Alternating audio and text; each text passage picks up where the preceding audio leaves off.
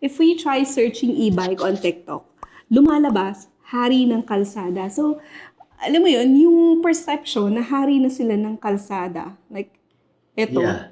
Di ba? So, the perception is Yeah. not in favor of the e-bikes. Right. Pero, pag sinabing hari ng kalsada, ano ngayon? So, sino yung na-insecure? Na-insecure ba sila na may bagong hari ng kalsada?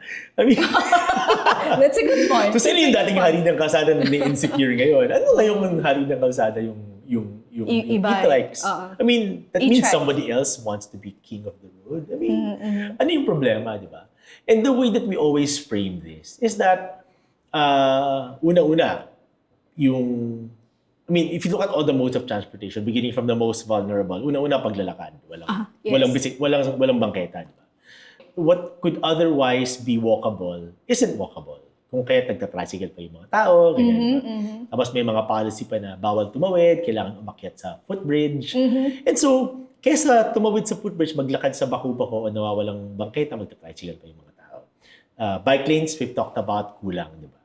Public utility vehicles, kulang din. Yung modernization program, hindi pa naaayos. So you have a basic transportation system that is faulty, that does not deliver for people.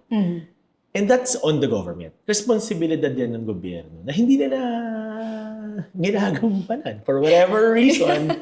They have other priorities. For whatever reason.